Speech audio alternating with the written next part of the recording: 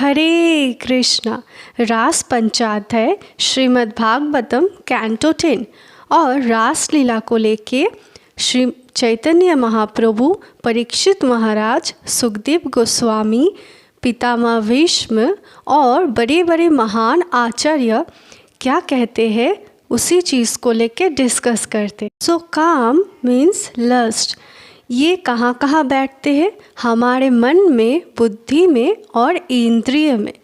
तो ये सारे फिज़िकल और मेटेरियल वर्ल्ड की चीज़ें हैं ना, लेकिन कृष्ण के शरीर वो कहाँ मेटेरियल है, वो तो ट्रांसेंडेंटल है। मतलब ये रास लीला कभी कामुक लीला हो ही नहीं सकते। सो चैतन्य महाप्रभु कहते हैं कि विष पीने पर आत्मा केवल शरीर से दूर होता है, लेकिन काम रूपी विष पीने पर आत्मा परमात्मा से दूर हो जाते हैं। और ये चैतन्य महाप्रभु कौन है? हु टुक संन्यास at the age of 24। Makar Sankranti के दिन ही चैतन्य महाप्रभु ने संन्यास लिया था। ये वो चैतन्य महाप्रभु है जिन्होंने 60,000 अद्वैत संन्यास को वैष्णव बनाया, जिन्होंने स्त्रियों को प्रकृति बोल के संबोधन करते थे, स्त्री शब्दों का यूज कभी नहीं करते थे। और चैतन्य महाप्रभु श्री कृष्ण के ही अवतार है भक्त रूप में। और चैतन्य महाप्रभु को रास पंचाध्याय इतने प्रिय थे कि जब भी वो इसका श्रवण करते थे तो वो भावावेश में आ जाते थे। सो चैतन्य महाप्रभु को सबसे ज़्यादा प्रिय है श्रीमद् भागवतम, और श्रीमद् भागवतम में उससे भी ज़्यादा प्रिय है कैंटो 10 श्रीमद् भागवतम। उससे भी ज़्यादा प्रिय है ब्रजलीला, और ब्रजलीला से भी ज़्यादा प्रिय है उसमें रास पंचाध्याय। और रास पंचाध्याय में 5वें अध्याय में जो 2 अध्याय है उसमें है गोपी गीत, जो चैतन्य महाप्रभु को बहुत ही ज़्यादा प्रिय है।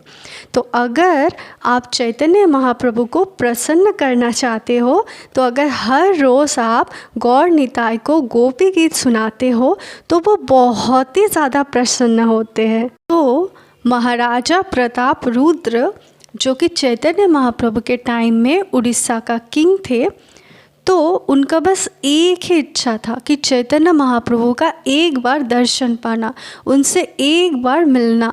बट चैतन्य महाप्रभु तो वो है ना जो स्त्रियों को भी प्रकृति बोल के संबोधन करते हैं।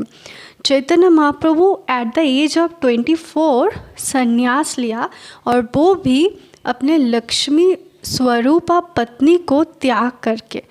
तो फिर वो कोई भी ऊंचे पद प्रतिष्ठान के लोगों से संपर्क कैसे रख सकते हैं? इतने ज्ञानी, इतने तपस्वी, इतने तेजस्वी और इतने वैराग, तो वो चैतन्य महाप्रभु अगर श्रीमद् भागवतम कैंटो 10 में रास पंचाध्याय में अगर कामुक लीला का विस्तार वर्णन होगा तो क्या वो उसे श्रवण करना पसंद करेंगे?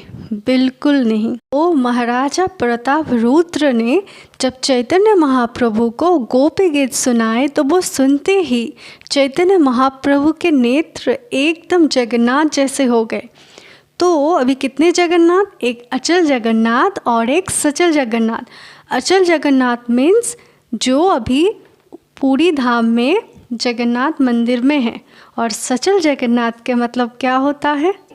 नृत्य करते हैं उस अचल जगन्नाथ के लिए। मतलब श्री चैतन्य महाप्रभु जो नृत्य करते हैं उस अचल जगन्नाथ के लिए भावावेश में आ। सो महाराजा प्रताप रुद्र, जो कि एक ऊंचे पद प्रतिष्ठान में है, उनके गोपी गीत सुन के चैतन्य महाप्रभु इतना ज़्यादा आनंदित हो गए कि 1 नहीं, 2 नहीं, 3 नहीं, 4 श्लोक, 5 श्लोक, 6 श्लोक, ऐसे करते करते जब 9 श्लोक में आया तो श्री चैतन्य महाप्रभु ने उनको आलिंगन किया, और वो इतने ज़्यादा खुश थे। अगर गोपी गीत में कोई भी कामुक लीला का वर्णन होता, क्या श्री चैतन्य महाप्रभु उन्हें कभी सुनते?